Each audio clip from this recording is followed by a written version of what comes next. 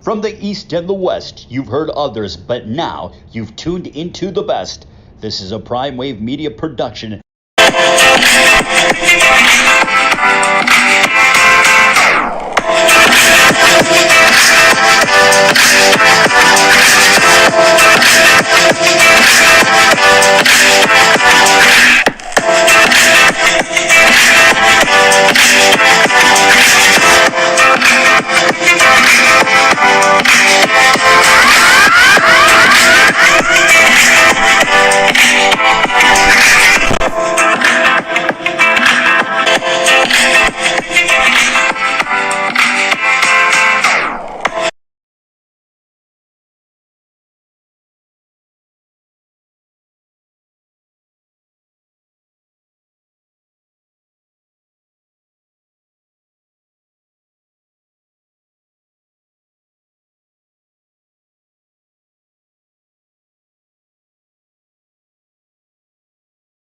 Let me go ahead and take us off of mute once again. Here we are. This is time for the premier sports betting show with the one and only Pop DiBiase, the primetime capper. Sorry about that. Was on mute for a moment. This is the premier sports betting show, and this is the Primetime Angles live. And you know what? Another Prime Wave Media production. You guys already know what it is. We're already at show 11 for this. We do this Monday through Friday, 12 to 1. And you guys already know I have my main man with me today, none other than Jeff Dawson, the founder, CEO of ECSI.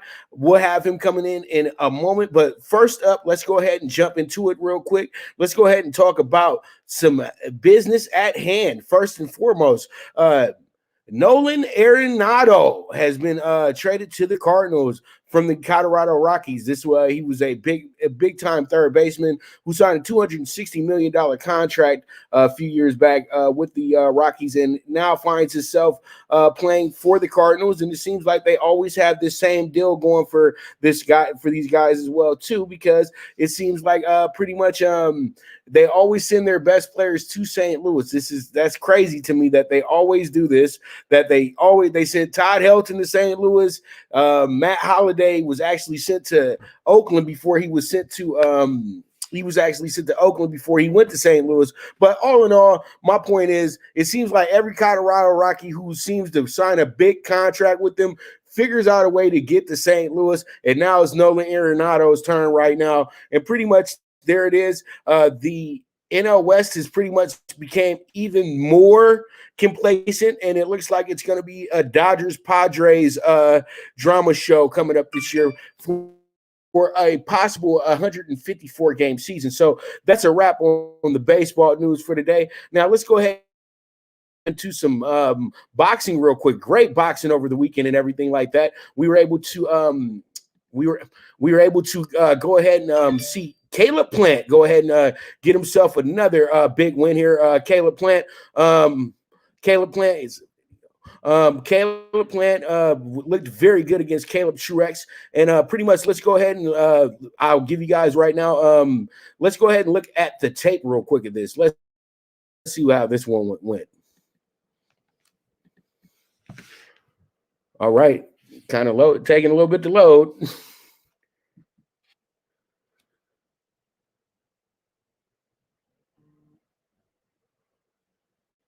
Okay, just give it 1 second. We're trying to get the fight up for you guys in a moment.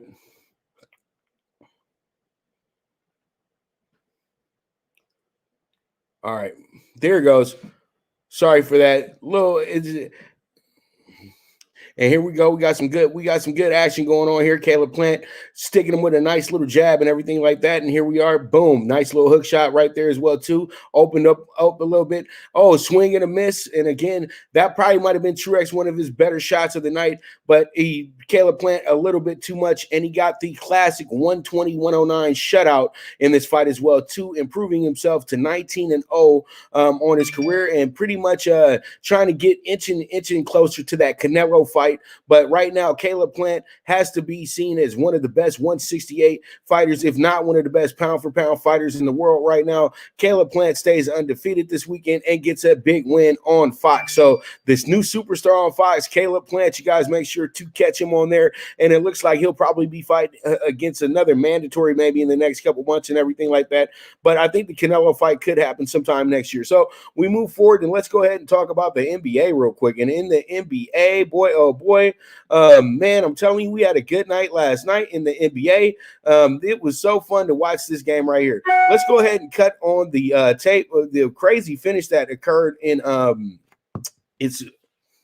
the crazy finish that occurred in Washington last night was just absolutely nuts in DC. But let's go ahead and look at LaMelo real quick.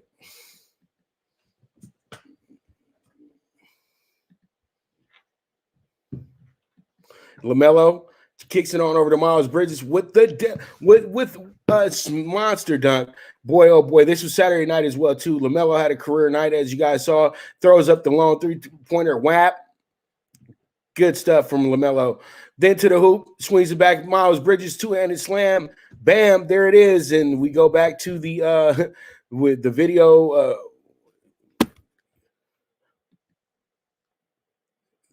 LaMelo back down court, swings it over to Gordon Hayward, getting it done. That alley-oop to Bridges was beautiful. Oh, boy, I'm telling you, the future is so bright for this team. And just note one thing, LaMelo is averaging 14 points a game, 6 assists a game, 4.4 rebounds a game, 1.4 steals per game in the last 5. This guy is a sudden impact for this team. And if you guys look at the difference, he scores 27 points Saturday night. They win the game by 12 points. If you take out that effort, they lose the game by 15. So this goes to tell you it's a different day in Buzz City when it comes to the Ball brother number 3. So there it is, LaMelo with the and one, and a boy seems to be becoming a man very quickly. And once again, 27 points, 5 rebounds, and 9 assists for LaMelo. Great night for LaMelo as well too. So let's go ahead and get into the Washington game. And pretty much Washington, that was a crazy night. That was crazy. It was a wild finish in DC last night. And pretty much let's go ahead and look at the tape real quick of what happened last night with Westbrook and Bill.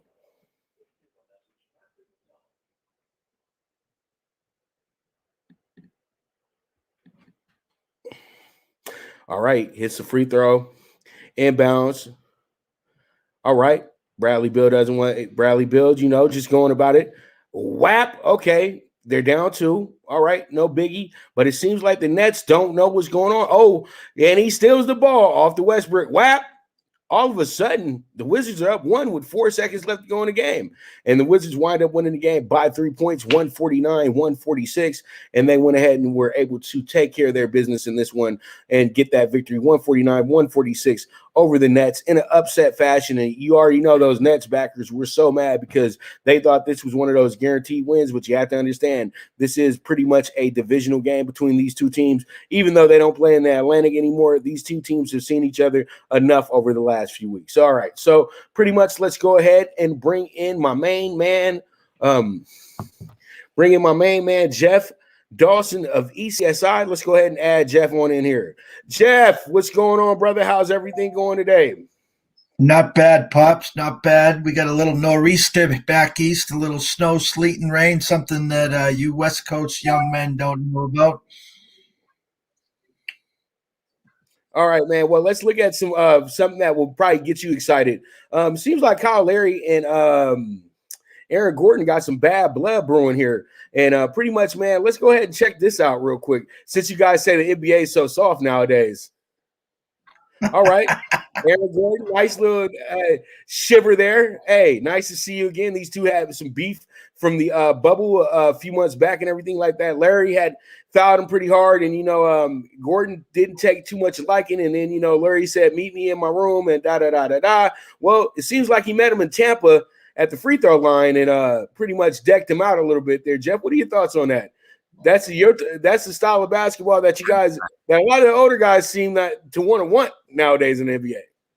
Well, I think you remember Kurt Rambis and Kevin McHale with that nice little clothesline in the finals. That's what we're used to. That was basketball back in the 80s and early 90s. Now, I mean, they got flagrant 1-2s. You look at someone wrong, say something wrong. Listen, every once in a while, it's good to, kind of, beef things up a little, Pops. It adds a little spice of life instead of watching 35-foot, three-pointers launch every other shot. So it was good to see. All right, so I know what you want to get into. We're gonna get into it right now. Let's go ahead and talk about this trade that you pretty much told me about a week or two before it went down. It seems like the Rams have made themselves a pretty risque move in a sense, in my opinion. I had to think on it. Everybody wanted my 2 cents immediately, but I said I had to wait till Monday, and especially go ahead and talk to somebody like yourself about this situation as well too.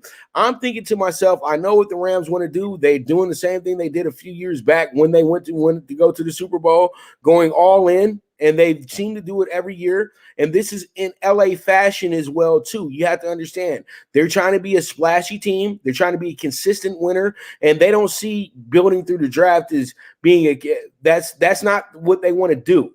They want to go ahead and get the best possible players for their roster. And if they have to give up assets for down the road, they're going to go ahead and do that. But I don't know if this might have been the smartest move by this team as well, too, at the same time, Jeff, because you got yourself into a position now where you got a quarterback that's actually now regressing in a sense in Stafford. Stafford's still a great quarterback, but let's compare the numbers over the last 3 years. Jared Goff is lights out the better quarterback, and he's been to a Super Bowl, and he's been to the playoffs 3 out of the last 4 years as well, too. Matt Stafford has had 2 appearances in the playoffs, both first-round exits, and the only season we can really go back to and say, okay, Matt Stafford was larger than life was back in 2011, the 5,000-yard season, and Calvin Johnson was a big, big portion of that. Didn't Calvin get 2,000 that year? So pretty much my thing is like this. I know that they're going with the quarterback that they feel has the better attributes and the better skills, but that game manager and that consummate deception that Goff brings to the table, that's going to be missed by the Rams as well too. At some points in time, Stafford can get a little predictable out there, and we'll just see. But what's your 2 cents on this, Jeff? I think the writing was on the wall, like we had been talking about, Pops, is the fact that McVay had just run out of trust. I mean, take a look at what kind of defense this team actually had. With any quarterback that they could have got some consistent play from, I think they'd be playing right now in the Super Bowl. And I think McVay thinks that as well. Plus the cap situation, I just think that they feel almost like they had to make a move and get out of this contract, and probably obviously didn't have the assets to pull this off to get Deshaun Watson. So why not stoke the fire now, make a move to get Stafford? There are some behind the scenes relatives connections between Stafford's sister and blah, blah, blah, blah, blah, blah. But my point is McVay knows Stafford. They do have a relationship. And I just think both parties now feel like, okay, it's time to move on. Where Detroit now has the 7th pick, if I'm not mistaken, in the draft, they can do one of 2 things. They can go out and draft a quarterback at 7, whether it's Justin Fields or whoever slides to them, and then just do what Andy Reid did in Kansas City to Patrick Mahomes. Hand him a clipboard and say, hey, you're on the bench this year. Take notes. Catch up to speed, and then they'll be able to move on from Goff next year if they want to. I think, honestly, as much as people think it was a win for the Lions, I really think the Rams are breathing a lot easier, and McVay's feeling like the playbook now is opened up much, much more. And listen, that defense is just lights out. It's elite. And now you look in that division, Pops. You got Stafford, you got Russell, you got Murray. And as I said to you last week, I think this now really puts all in for the Niners trying to get Watson. And then the NFC West, hands down, would be the best division in football. All right. And see, my thing is that backup still has a little bit of he will still get a look, because you have to understand Matt Stafford is getting older. He has a bad back. He had a broken bone in his back now, too. and wrist issues, ankle issues. Matt's beat up, and I just think that hey, we might be doing a little bit too much here, but this wasn't like they did it in football style, basketball type trade, but to me, this was a baseball style trade. It's like when you go and get that, it's like you trading one of your star young pitchers to go ahead and go get Clayton Kershaw, who is a good friend of his as well, too. So that's kind of funny in itself as well. So pretty much with that, what we're going to do right now is we're going to go ahead and take a quick commercial break.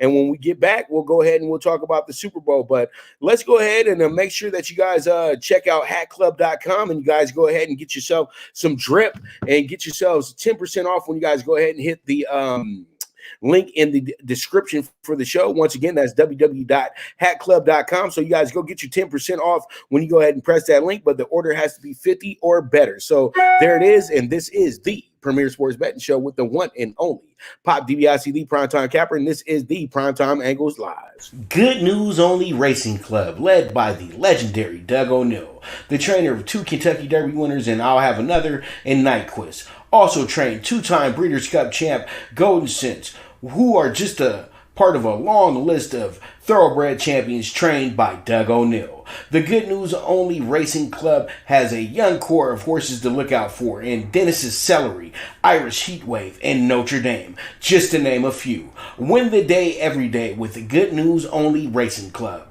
a proud sponsor of the NFL Bet Exchange. From the East and the West, you've heard others, but now you've tuned into the best. This is a Prime Wave Media production.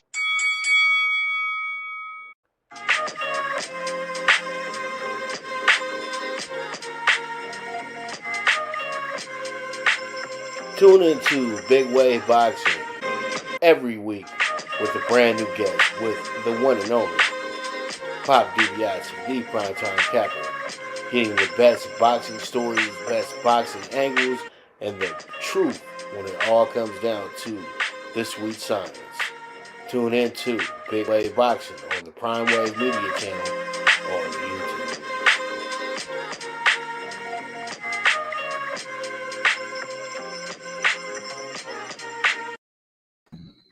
All right, now we are in Super Bowl 55, Jeff. Here we are.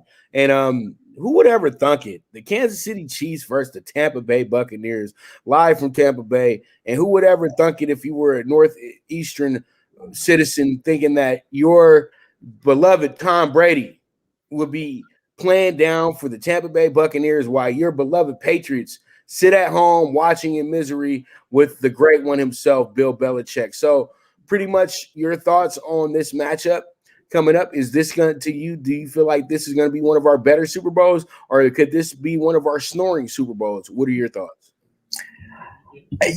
Pops, this is a perfect example, I think, of the sizzle of the steak. I mean, it's got a great story with the Bucs. If you didn't have the Bucs in Washington, you didn't have the Bucs at the Saints.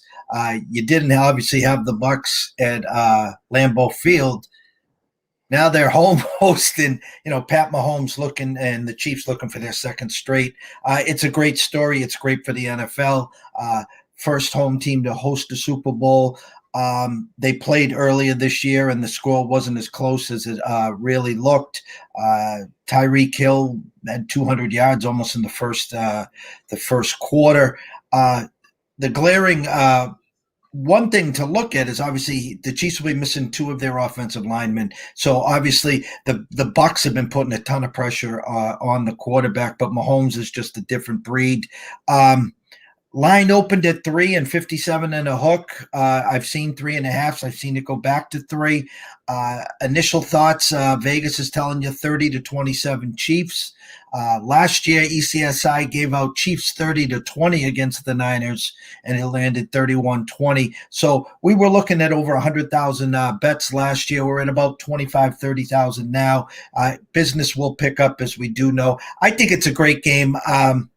Deep down, I'm rooting for Mahomes. I'd love to see him get a second one, but I could see Tom, riding off into the sunset 7-3 in the Super Bowls. I do have to ask you a question. Do you think back to the last time the Bucs were in here and they played the Raiders and the Bucs defense ran, pick 6 here. Their defense was amazing and they blew out the Raiders. I kind of get a feel Could we see that this coming Sunday? That's the scary part that I'm afraid of. And that's what, and I'm great. I'm so happy that you jumped on that right now. That was going to be my next topic at hand. The defense has to be the star again. This can't be, let's go out here, Brady drops 48 for us. That's not going to happen. That's not going to happen at all. The thing is, what you have to do is you have to control this storm that's coming from Kansas City. And it's called Tyreek Hill and Travis Kelce. And I'm telling you right now, I know Brady would love to switch sides with Mahomes when it comes to those two playmakers right there. Because he got a broke down Gronkowski. We got Gronkowski at old Gronkowski. You know what I mean? Gronkowski's literally out there. I'm just helping my friend out. You know what I mean? He does some big things sometimes, but I'm just helping my friend out. AB still not in form, but he's looked all right. And then Chris Godwin doesn't have the most trusty hands, but he got those feet. And then you got Mike Evans. Big boy Mike Evans. You know what I mean? And Mike Evans seems to get big catches, and then it seems like Mike Evans messes up big catches. But at the end of the day, though, their defense has to be the star. He's going to have a Brad Johnson type performance. I feel the running game is going to have to be a very, very big factor on the Bucs side as well, too. Leonard Fournette, Ronald Johnson, both these guys need to step it up big in this game. They cannot put everything on Tom Brady. You cannot treat Tom as if this is the third Super Bowl against the Eagles. This is one that you have to carry him in. And Mahomes and crew, they're coming. But one thing is, though, we don't talk enough about that Chiefs defense. If that Chiefs defense doesn't step up in the divisional game, we're not talking about the Chiefs being in the Super Bowl right now. The Browns were that close to beating them because the defense had to come in there and say, you know what, we're going to lock it down. It don't matter what the offense do. We're going to make sure that they don't score. And that's another thing that Tom Brady has to deal with as well, too. A defense in Kansas City that don't like him too much. You got to think about that part as well, too. They were chomping at the bit. They wanted Tom so bad last year in that AFC Championship game. But you know what? Tom had to bail out a little bit because Tennessee wasn't having none of that. So what's your thoughts real quick on the defense? And I'm glad you brought up the Chiefs defense because, again, everyone's talking about the Bucs defense. That Chiefs defense, 19-3 against the Browns. The Browns score late before the end of the half, and Mahomes doesn't play for a quarter and a half. And the Chiefs defense is the one that stood up and, had the final say in that matter. And then the Buffalo game, it's 9-0 in a blink of an eye. They're not phased. And what do they run off? 21, 24 straight. This team is just not phased at all. And Mahomes just doesn't make mistakes. Where Brady and company will win in the turnover battle 2-0, and then 3-0 against 2-0 against the Packers. And then Brady throws 3 straight picks. And it was Rodgers that didn't make that one statement to take the lead back. So, the only way you're going to be guaranteed to beat Mahomes is if they're down by 9 or more in the last minute. And, if he's got the ball with a chance to tie or win the game, we've seen he's done it. I mean, the 49ers last year controlled that game for 3 quarters. And then all of a sudden, presto changeo, bing, bang, boom. Next thing you know, it's a Super Bowl for the Chiefs. So, hey, if you put a gun to my head right now, Pops, I could see this game right now, 34-23 Chiefs. That's where I see it right now. All right. Okay, so let's go ahead, get into my next question for you. Now we see Patrick Mahomes. He's looking to make some history in this bad boy, Jeff. You know what I mean? He's going to be the youngest quarterback to ever go back to back if he's able to do it. Be the youngest quarterback to get pretty much back to back MVPs for the game as well too. If he was to win the MVP, it's just a lot of things that are working out in his favor. He's only lost 1 playoff game ever. And, pretty much this is him making some history right now. And this could be the greatest start to first 3 years for a quarterback ever. Do you really feel like that he's going to have to really carry this thing for them to win this game? Meaning that if the going gets tough, he can't get Kelce and he can't get these other guys. Do you think he'll be able to adjust and add in the Mecole Hardmans of the world and even Sammy Watkins, who's been in the witness protection program all year as well too? So pretty much, what are your thoughts on that?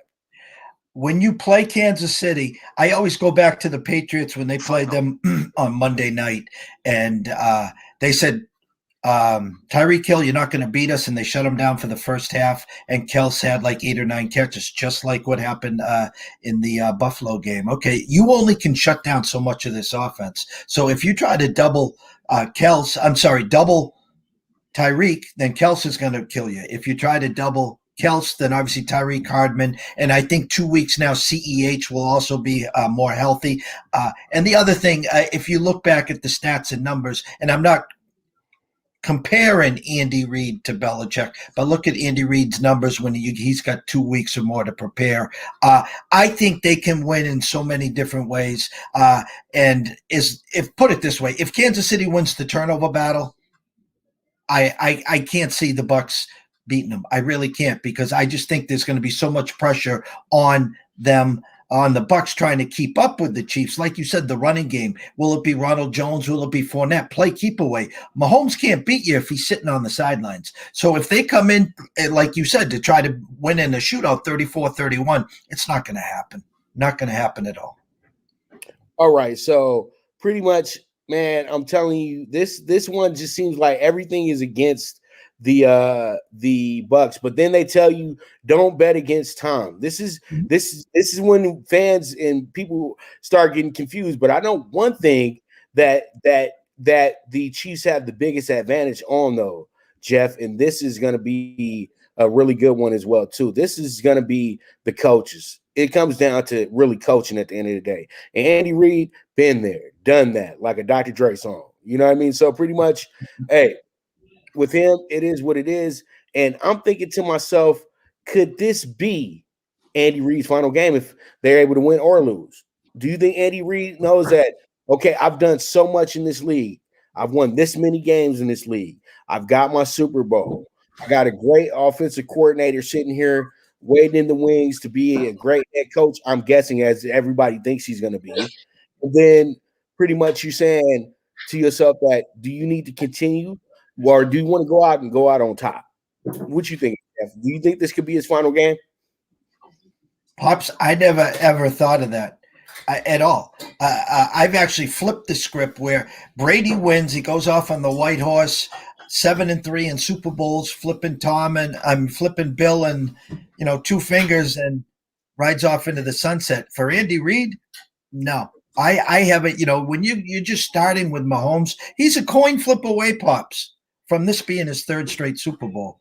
And I just think he's enjoying it. I mean, just roll the ball out and let's have some fun. And he's got the right coaching staff in place, the enemies and stuff. So I think he's fine. I haven't heard anything of that sort. Maybe that would be a shocker. I mean, hey, he's getting up there in age. Hey, you win back-to-back Super Bowls.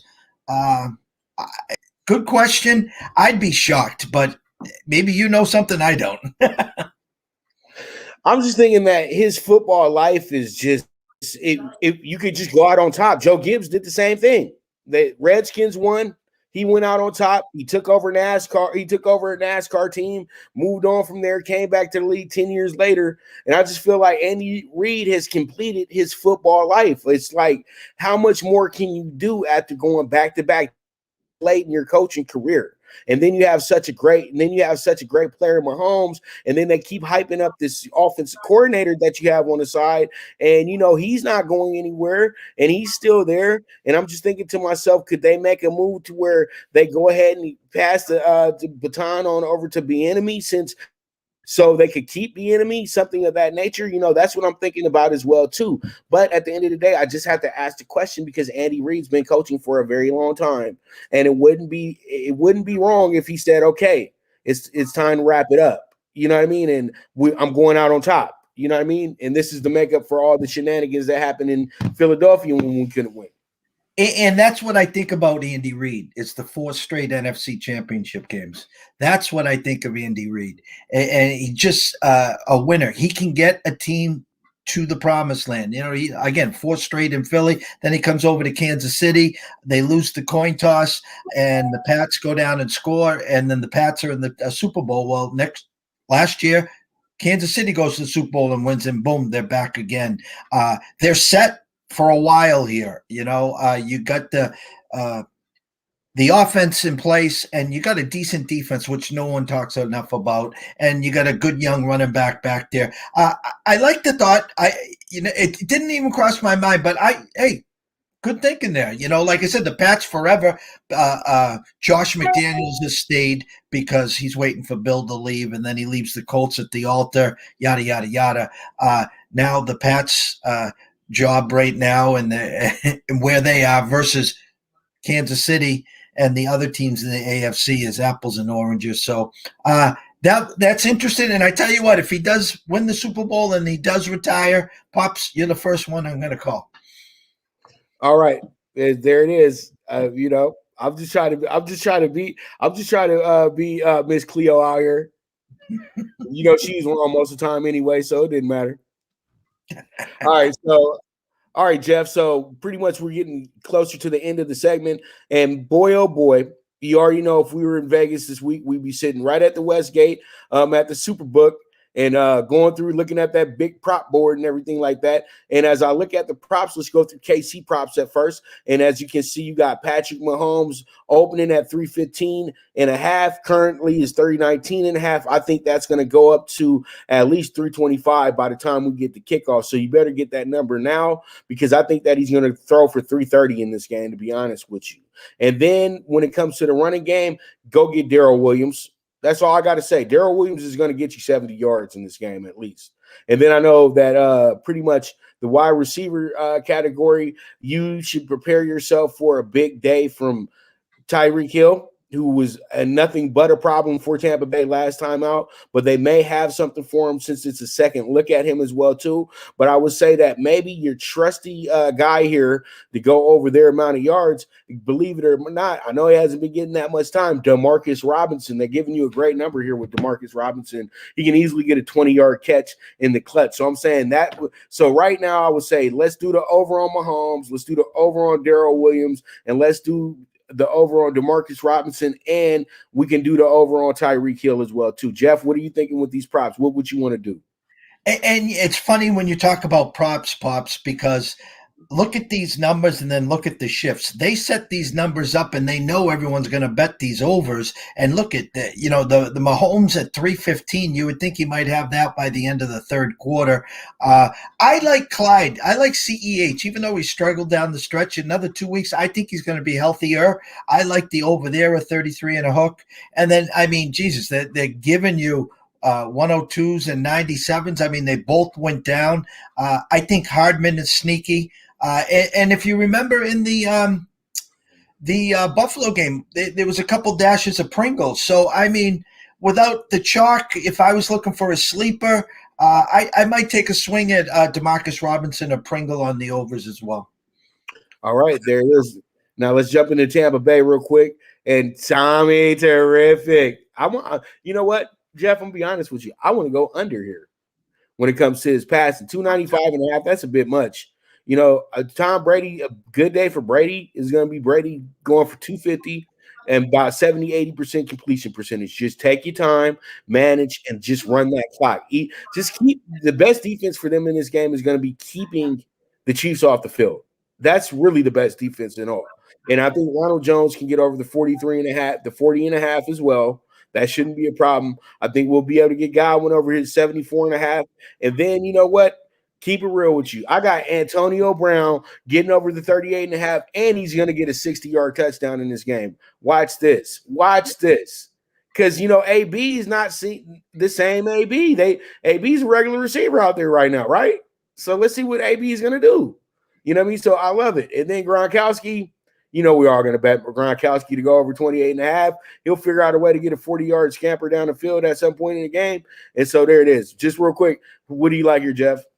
I like the Ronald Jones. I think they're going to establish Jones. I like Jones there. And then when it comes down to Brady and receiving, I like the circle of trust, and I like to go further down the page. I like the over on Brate at 30 and a hook. I like the over on Scotty Miller at 21 and a hook. And I tell you what, now a lot of people are talking about that catch Tyler Johnson made. And again, it's called the circle of trust with Tom. I'd take a swing that he catches at least one ball and it goes over 10 yards. Okay, we're going to do, first touchdown props. Okay, I'm going to be real quick. First touchdown props, and they don't have any of these players that you usually don't get any time. But okay, this is what I'm going to do. I'm going to say that the first player to score a touchdown in this game, I love the 14-1, but I think I'm going to take the 16-1 on Antonio Brown. We got to get it started. We got to get it started quick. You know what I mean? We got to get AB. We got to get AB in that end zone because I can't wait to see what he's gonna do when he get in the end zone. But one of the best stories in football right now. He went from being a man out of the league now to a man in the Super Bowl. First touchdown here. Who do I think? Another thing is Brady's always been a slow starter in the Super Bowls, and they've started really slow. So maybe I would lean on the KC to score first. And if I had to look here for a good value for KC, we'll take a shot. I'm going to go with CEH at plus 1,000 there. Hopefully they get it in close, and then he'll run it in there. So we'll take the plus 1,000 with CEH. All right. So there it is with that. And pretty much real quick, because I got to go to commercial right after this, Jeff. All right. Who wins the MVP? Mahomes is the chalk, of course. But let's have some fun, Jeff. Let's just say this. Mike Evans has the game of his life. 30-1. Hey, I would have to get 3 touchdowns from Mike, though. I know that. I can take you back to the Atlanta game when James White had one of the greatest games in the history, and they still gave it to Brady. So you're right. The winner of this game, most likely the MVP, will be the quarterback. You right. Know that's how. But if we're going to have a little fun here, let's have some real fun, and let's go Tyrann Mathieu. Let's say 2 pick sixes, and let's go for the cabana at the Circa, Pops. All right, so you just want to go ahead and swing for the fences, 550 out, and sitting on Lake Boulevard. I got you. All right, so it is what it is at the end of the day. But I want to go ahead and thank my man Jeff Dawson so much for coming on in and hanging with us today. Well, hopefully we'll get you back next week. You guys go ahead and Jeff, go ahead and give me your handles real quick. Sure. Our website's at www.eastcoastsportsinvestors.com. Go over to Twitter at EC Sports Invest. Follow us. We'll follow you right back. And any emails at eastcoastsportsinvestors@gmail.com. Pops, pleasure as always. Enjoy Super Bowl week. Enjoy the Super Bowl, and always give us a holler when you need us. You know it, brother. All right. So you guys already know. Go ahead and go to www.staceyadams.com. You guys can go ahead and get yourself looking sharp like I do when I'm on the road and everything like that for these events that I have to work and stuff. So you guys can get your 15% off when you put in the promo code LNK2SHPT. Okay. So once again, that's at staceyadams.com, another proud sponsor of the Primetime Angles Live. And then once again, claim that 15% off with using the code LNK2SHPT. All right, there it is. So you guys make sure to go ahead and stay tuned. We'll be right back to you with the NBA Monday preview. And this is the Premier Sports Betting Show with the one and only Pop DiBiase, the Primetime Capper. And my man Jeff Dawson from ECSI is signing out. But I thank him very much once again, and we'll be right back to you. The Viget app, where social media meets sports betting. Get the latest line movements in all major sports. Track your daily bets, daily contests, the NFL over-under contest that pays out $10K in cash prizes. This is a cutting-edge app that helps betting be easy. Sign up with the reference code POPDBIC and you will be able to watch my daily show, The Primetime Angles, as a resource to building that bankroll. Viget is available in your Apple or Google Store on your iOS or Android.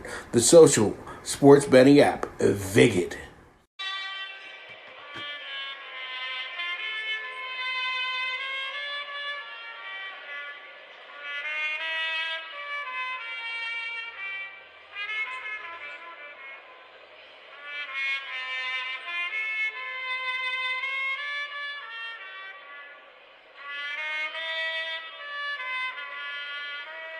From the East and the West, you've heard others, but now you've tuned into the best. This is a Prime Wave Media production.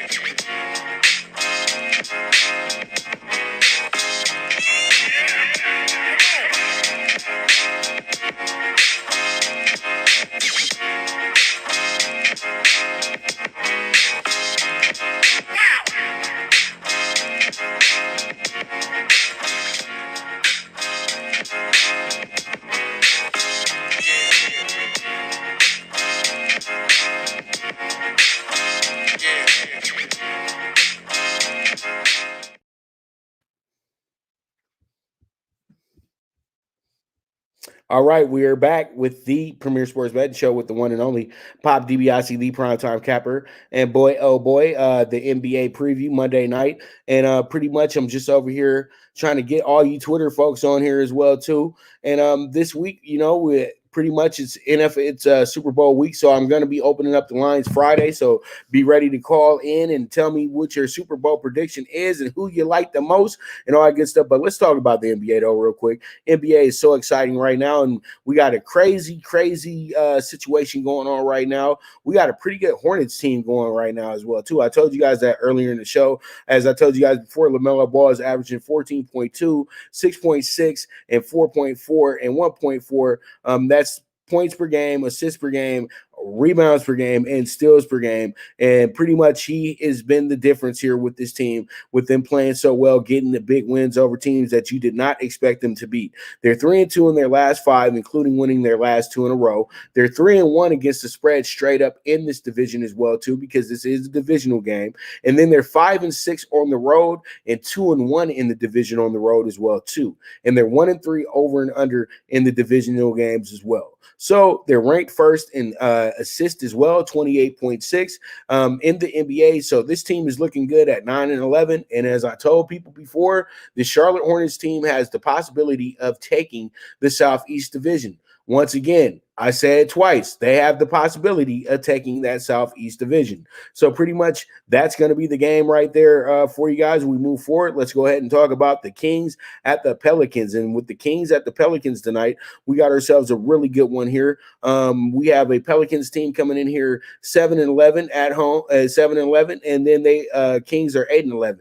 The Pels lead the season series by 1-0. The Pels won on January 17th, winning that game 128-123.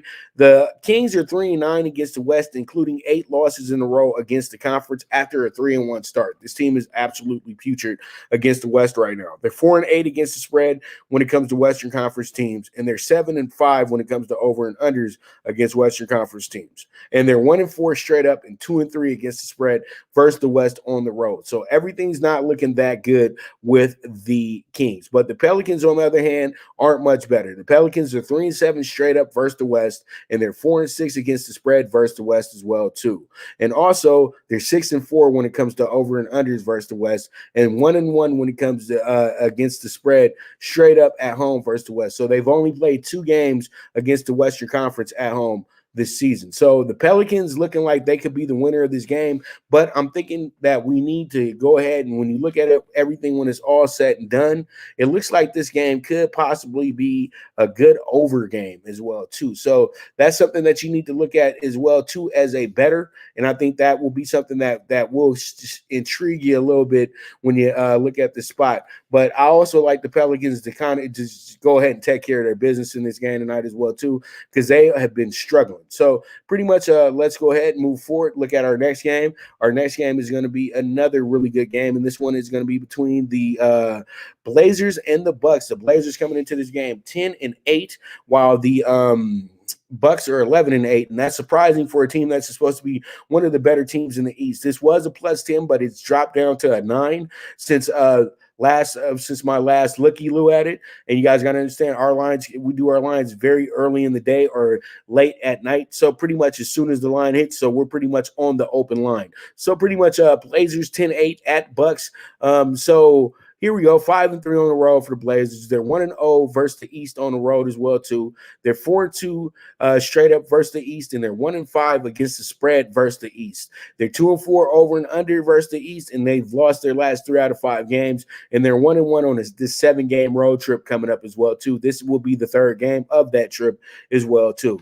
The Bucks are 7-2 at home, 5-4 against the spread at home, 1-2 straight up, 0-3 against the spread at home versus the West. So they've had their issues against the West at home this year as well too. And they're 1-2 versus the West overall. They're 1-2 versus the West, and when it comes down to Yeah, straight up 1 and 2 versus the West straight up, and then also 1 and 2 when it comes to over and unders versus the West, and they've won their last 3 out of 2. Their last 3 out of 2. I mean, last 3 out of 5 games, they're 3-2 in their last 5. So pretty much there it is with the Bucks. When I look at this one, it's an easy call. I would say that you got to take the plus. You got to take the points on the Bucks tonight. So I mean, you got to take the points on the Blazers tonight. I'm very sorry about that. So see what Lillard and crew can do for you. Now, before we go to our next break, here we are. Let's go ahead and talk about the Knicks at the Bulls. This used to be such a big game when it was Ewing and Jordan, but now it's different day, different time, different era.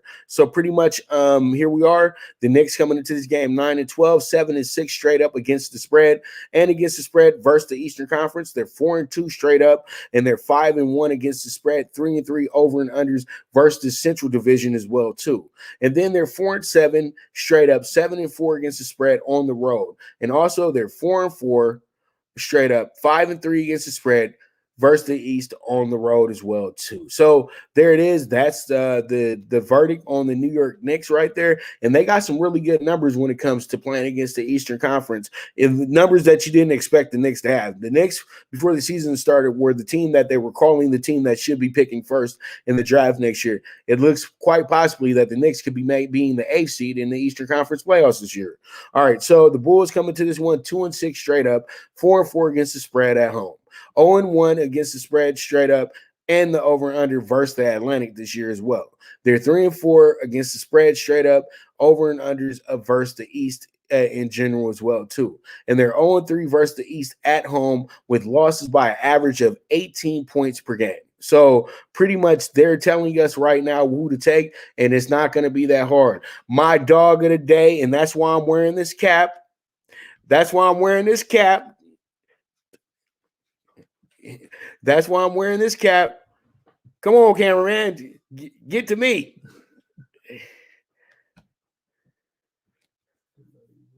All right. But that's why I'm wearing this cap today. This is going to be the I'm going to be rocking out with my New York Knicks today, with the New York Knicks today. Okay, so all my people from the 5 boroughs, from Queens, from Brooklyn, from the Bronx, from Staten Island, Manhattan, Harlem, baby. Let's go. Knicks, let's get it. We're not at MSG tonight, but let's head out to Chicago, get this big win. But just know I'm a Laker for life, but got a little bit of love for the Knicks. So let's get that Knicks tape. Let's get it. Dog of the day today, plus 160.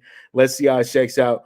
You guys make sure to check out 6T Rent-A-Car. You guys can go ahead, ride, share app. That's all you guys got to do. You guys can get yourself a Benz or a Bentley at any local 6T rental that's in your town and everything like that. So once again, rent, share, ride, and hit that app button. You guys will be able to get yourself some luxury for the right price. So once again, that's 6T Rent-A-Car, and you guys go ahead and check that on out. You guys hit that link in the description. You guys will get 10% off on your rental as well too.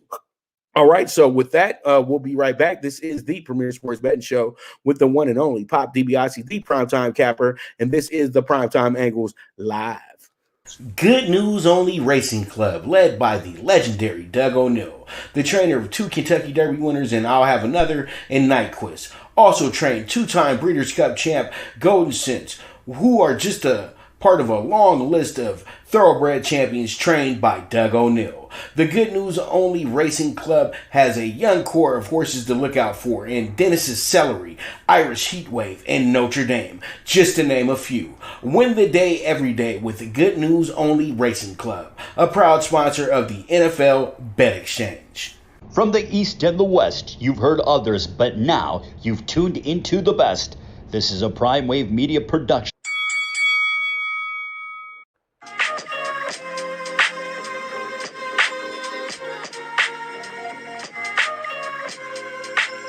Tune into Big Wave Boxing every week with a brand new guest with the one and only Pop DiBiase, the primetime capper, getting the best boxing stories, best boxing angles, and the truth when it all comes down to the sweet science. Tune in to Big Wave Boxing on the Prime Wave Media channel on YouTube.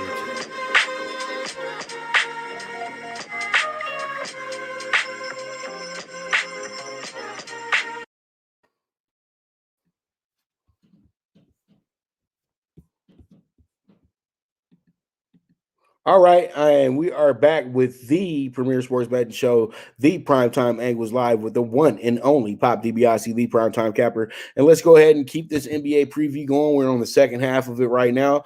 Let's go ahead and jump into this game between the Suns and the Mavs. And as Lucas said the other day, he's like he don't know if they playing with heart or anything anymore. So pretty much that just sounds like somebody's who's pretty disappointed in his team right now. So I don't blame him. You know, the Mavs should be better than this right now. But when we look at the numbers, everything does make sense right now. You have a Suns team that's 7-7 straight up, and 8-6 against the spread when it comes to the Western Conference. Also, you're 4-1 straight up, 5-0 versus this division, the Southwest. You're 3-1 straight up, 4-0 against the spread on the road versus division as well too. This is the Southwest.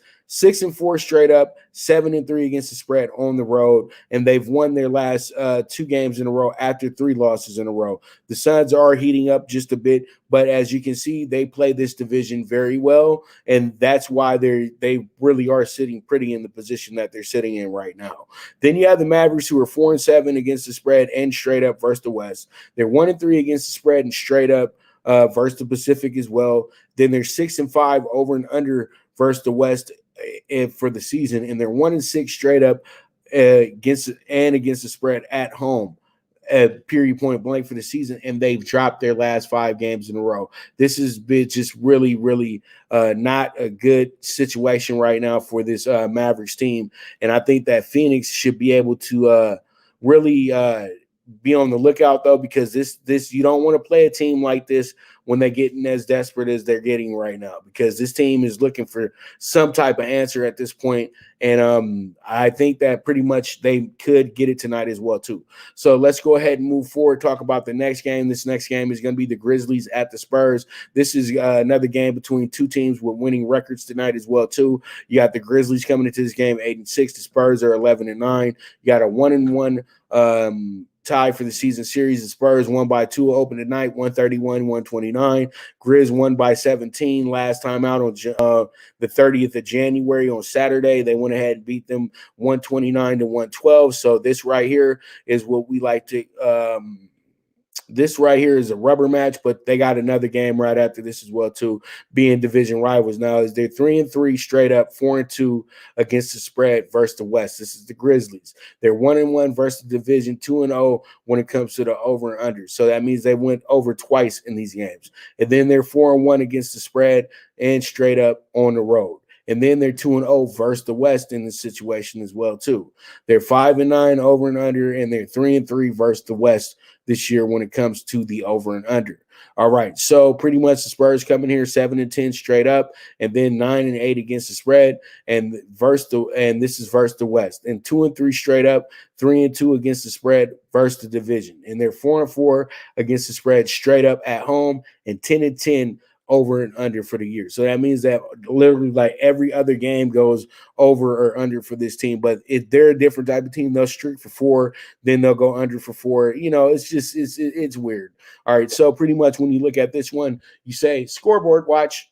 So that's what I'm seeing when I see this game. And then this is probably the throwaway game of the night, but this one is one that you could be overlooked and somebody gets popped. This is going to be Detroit and Denver. This is going to be the Pistons at the Nuggets. Pistons coming in here 5-15, looking absolutely awful. And then you got the Nuggets coming into this one 12-8 on a year as well too. So pretty much this one right here has just been this is not a really good situation for this team right now moving forward. In my opinion, I think that what they have to do is they have to make sure that they keep themselves in tune. You know what I mean? Like this is not good for the Pistons team, but all in all, though, they could be better. But 1-6 straight up, 3-4 against the spread when it comes to Western Conference teams, and then also they are 2-7 straight up, 2-6-1 against the spread on the road, 11-9 over and under, and then they've lost their last 6 out of 8 games as well too. So the Pistons is just having a rough year, man. But you know what? Grant's having an improved season. Derrick Rose and Blake Griffin still exist, and they're going to be big commodities towards teams pushing for championships this year. So, it's not all bad that once we get the pick and line for the Pistons and everything like that. And I know that they're gonna eventually get this thing together, but they scrap, and that's one thing you can't give them. Now you got 2-1 against the spread for the Nuggets, straight up over and under, and this is gonna be versus the East.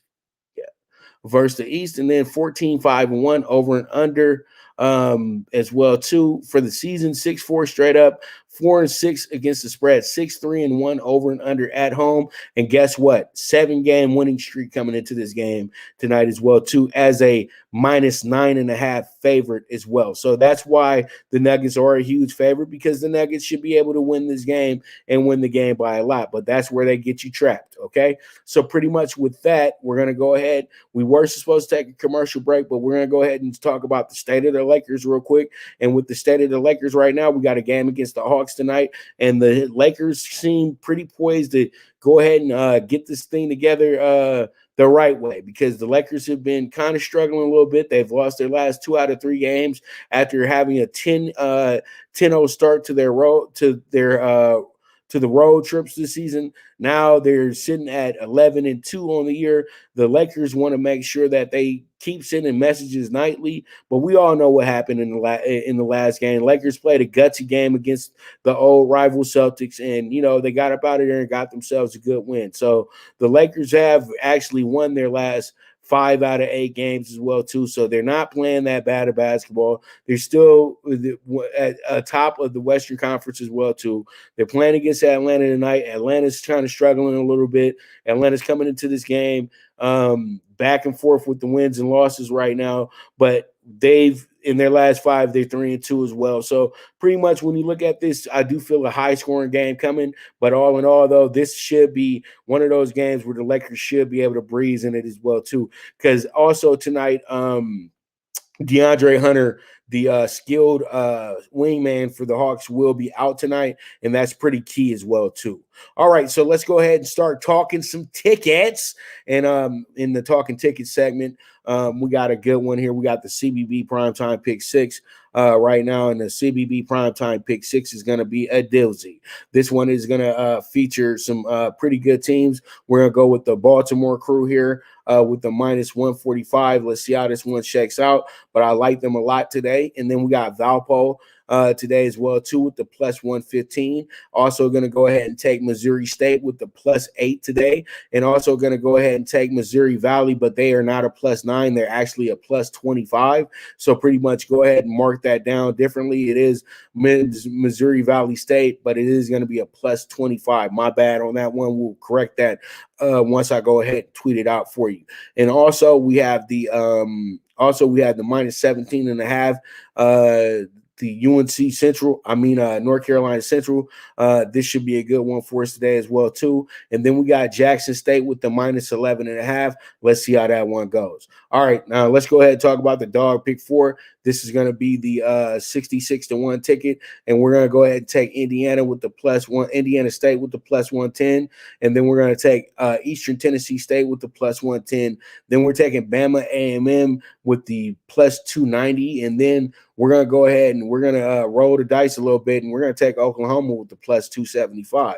So pretty much there it is with that, and it's going to give us a 66-1 ticket. Single what you like here, and we move forward from there. Now on our NBA Super High Five for tonight, we're going to go with the over 217 Hornets and Nets, and then we're going to have the Knicks once again, as I said before, as our dog of the day with the +160. Then we have the Blazers with the +9 here as well on the road, and then we also have the Pelicans with the -155 here going against the Kings tonight, and then we're going to take the under 221 with the Grizzlies and the Spurs. All right, so that's going to be a wrap for another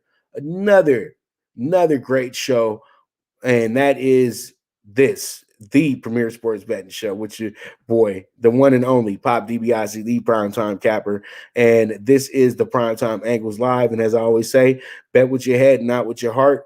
Until tomorrow, I see you guys at noon Pacific time, So get ready, stay tuned. We got big things coming to you. I'm trying to go ahead and get us another surprise guest for in tomorrow and see how it goes. So you guys just stay tuned, stay doing what you do. And I am gone.